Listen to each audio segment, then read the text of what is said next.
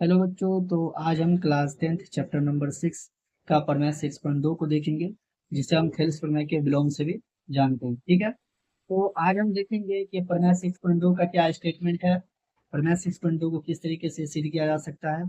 ठीक है, तो आइए सबसे पहले हम स्टेटमेंट को देखते हैं, उसके बाद इसको सिद्ध करने का प्रोसेस जानेंगे। ठीक है, तो स्टेटमेंट सबसे पहले देखते हैं। स्टेटमेंट ये बोलता है कि यदि किसी त्रिभुज में कोई रेखा त्रिभुज की दो भुजाओं को समानुपाती भागों में काटती है तो वह रेखा त्रिभुज की तीसरी भुजा के समानांतर होगी। ठीक है, तो आइए देखते हैं इसको किस तरीके से सिद्ध किया जाता है। तो सबसे पहले एक त्रिभुज हम बना लेंगे कि एबीसी है, जिसमें जिसमें डीई रेखा जो है त्रिभुज की दो भुजा ए बी तथा एसी को समानुपाती भागों में बांटती है। तो ये सब बात को हम पहले लिख देते हैं और लिख लेंगे इस तरीके से कि मान लिया कि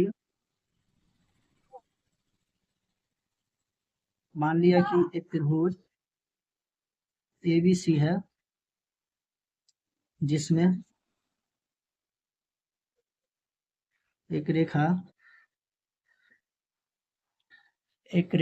डीई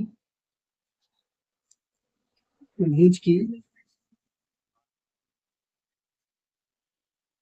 दो भुजा ए बी तथा एसी को समानुपाती भागों में बांटती है, भागों में काटती है। ठीक है, काटती है। तो इस तरीके से मान लेंगे कि बीबीसी एक त्रिभुज है, जिसमें एक रेखा डीई जो है त्रिभुज की दो भुजा ए बी तथा एसी को समानुपाती भागों में काटती है। अगर आप समानुपाती भागों में काटेगी तो इस तरीके से लिखा जाता है कि एडी बटे डी बी बराबर ए बटे ई सी। ठीक है, ये इस तरीके से इसको समानुपाती भागों में काट लिया। तो इसको मान लेंगे समीकरण ए। ठीक है, अब ये हमें सिद्ध करना है कि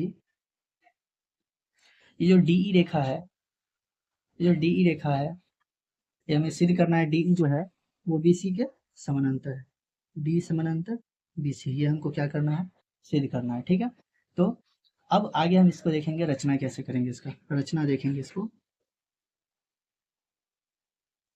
तो देखिए, रचना में क्या करेंगे, रचना में ये लिखेंगे कि डी से डीई डैश रेखा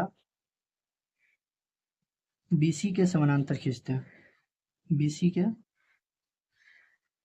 समानांतर खींचते हैं, खींचते हैं।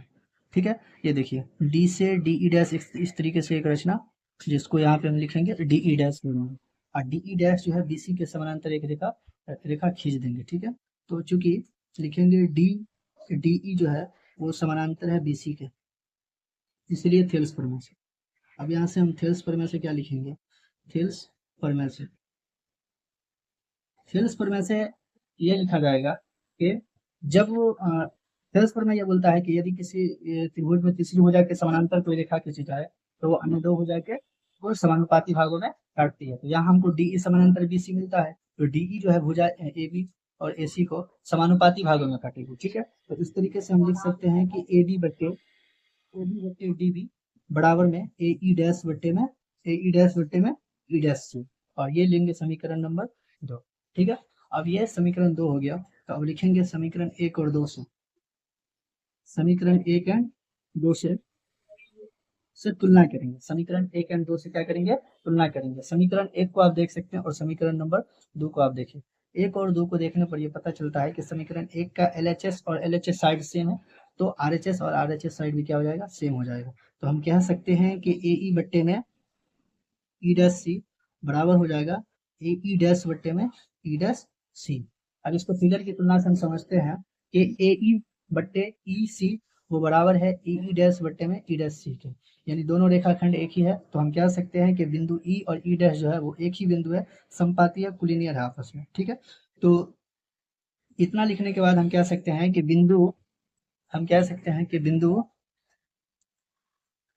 ई बिंदु ई बिंदु ई डैश के बराबर है, बिंदु ई डैश बराबर है